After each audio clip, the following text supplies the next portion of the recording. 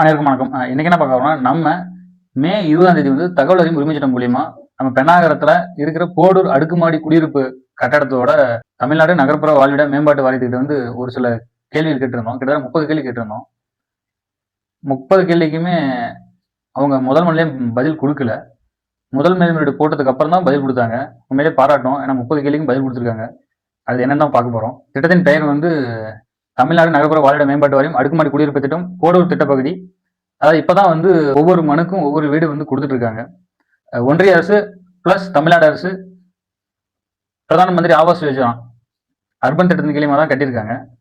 அரசாணை எண் வந்து ஜியோ 4D நம்பர் 32 4 7 11 2020. இந்த திட்டத்துக்கான நிர்வாக அனுமதி கேட்டிருந்தோம், அதுவும் கொடுத்துருக்காங்க. தொழில்நுட்ப அனுமதியை நான் பின் பண்றேன்.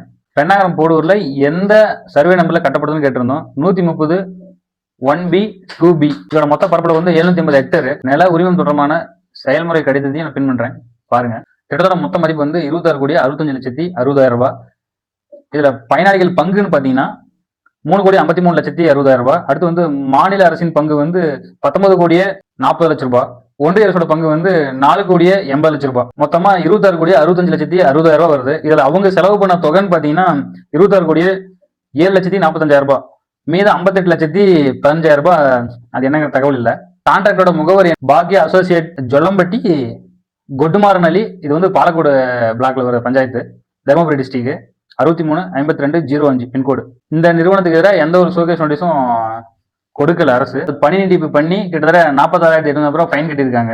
இது வந்து மொத்தம் 5 பிளாக். 5 பிளாக்ல மொத்தம் 272 வீடு இருக்கு. ஏ பிளாக்ல 32, பி பிளாக்ல 48, சி பிளாக்ல 64, டி பிளாக்ல 64, இ பிளாக்ல 64. மொத்தம் 272 குடியிருப்பு. இந்த கட்டுமான பணி எப்ப துவங்கினாங்கன்னா 15/2/2021.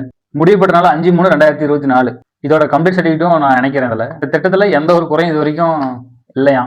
ஐஏஎஸ் ஸ்டாண்டர்டு பிளஸ் பிடபிள்யூ என்னென்ன வரைமுறை சொன்னாங்களோ அதுக்கேற்ற மாதிரி தான் கட்டணம் கட்டியிருக்காங்கன்னு சொல்லியிருக்காங்க. இந்த வீடு வாங்குறதுக்கு கிட்டத்தட்ட 1262 பேர் வந்து விண்ணப்பம் கொடுத்துருக்காங்க. அதுல வந்து 250 பேர் வந்து தகுதியானவர்.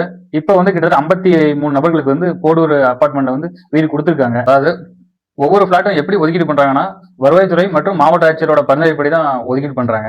இது வரைக்கும் 219 பிளாட் வந்து காலியா இருக்கு. இதுக்கு வந்து தெருவிளக்கு செலவுன்னு பாத்தீங்கன்னா 3,65,000 தெருவிளக்கு மட்டும் மாட்டிருக்காங்க. அதே மாதிரி குடிநீர் இணைப்பு 7 லட்சம் செலவாயிருக்கு. சாலை வசதிக்கு வந்து 8,09,000 ரூபாய் செலவு பண்ணிருக்காங்க. அது குடியிருப்புல இருக்கிற பயனாளிகளுக்கு அனைத்து அடிப்படை வசதியும் செஞ்சிருக்கேன்னு சொல்லியிருக்காங்க. இது வரைக்கும் பராமரிப்பு பணி எதுவும் மேற்கொள்ளப்படல.